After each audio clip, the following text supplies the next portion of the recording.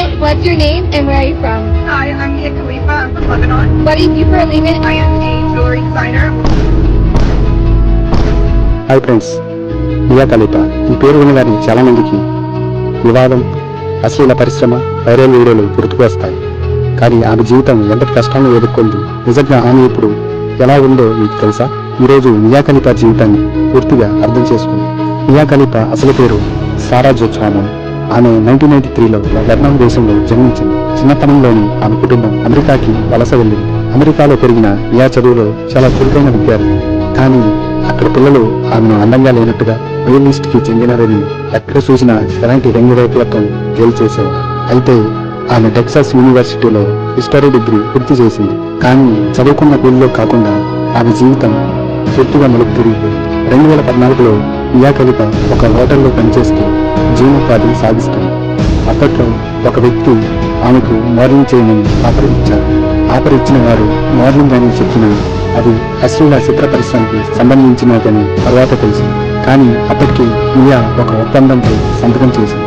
ఆమె 2014లో అదే పరిశ్రమలో కేవలం 3 నెలల పాటు మాత్రమే పనిచేసింది. కానీ అదే తను జీవితంలో చేసిన అతిపెద్ద తప్పు. తర్వాత చాలా బాధపడ్డాను. మియా చేసిన కేవలం కొద్దిపాటి వీడియోలు ఆ వైరల్ అయ్యాయి. కొన్ని దేశాల్లో ఆమెకు జీవితం మీద ముప్పు కూడా వచ్చింది. అది ఏమిటంటే మియా ఖలీఫా హిజాబ్ ధరించి చేసిన వీడియో పెద్ద సంచలనంగా మారింది. ఇస్లామిక్ దేశాలు, ముఖ్యంగా లెబనాన్, సౌదీ అరేబియా, ఇరాన్ వంటి దేశాలు ఆమెను తీవ్రంగా వ్యతిరేకించాయి. ఐసిస్ కూడా ఆమెను ప్రాణహాని కలిగించేలా హెచ్చరికలు చేసింది. అయితే తను ఒక పక్కన పెట్టిన పరిశ్రమ నుండి తనను బయటకు తీసుకురావడానికి చాలా కష్టపడతానని మియా చెప్పింది. చాలామంది అనుకుంటారు, అదే పరిశ్రమలో ఫేమస్ అయ్యిందిగా, ఇంకేం కావాలి. కానీ మియా ఖలీఫా ఇది తన జీవితంలో చేసిన అతిపెద్ద పొరపాటుగా గుర్తించింది. 2015లో ఆమె ఆ పరిశ్రమను పూర్తిగా వదిలిపెట్టి నిజమైన కెరీర్ కోసం వెతకడం మొదలుపెట్టింది. అయితే ఆ పరిశ్రమ ఆమెను విడిచిపెట్టలేదు. మియా ఖలీఫా తన పేరు మారాలని చూసిన గతం ఇప్పుడు వెంటాడింది. గూగుల్లో ఆమె పేరు సెర్చ్ చేస్తే ఆమె చేసిన కొన్ని వీడియోలో ముందుకు వస్తాయి. ఆమె సోషల్ మీడియాలో ఎంత ప్రయత్నించినా గతం గురించి జనం మాట్లాడుతూనే ఉన్నారు. ఇప్పటికీ మియా ఖలీఫా ఒక sports broadcaster, social media influencer మరియు మహిళల హక్కుల కోసం పోరాడే వ్యక్తిగా మారింది.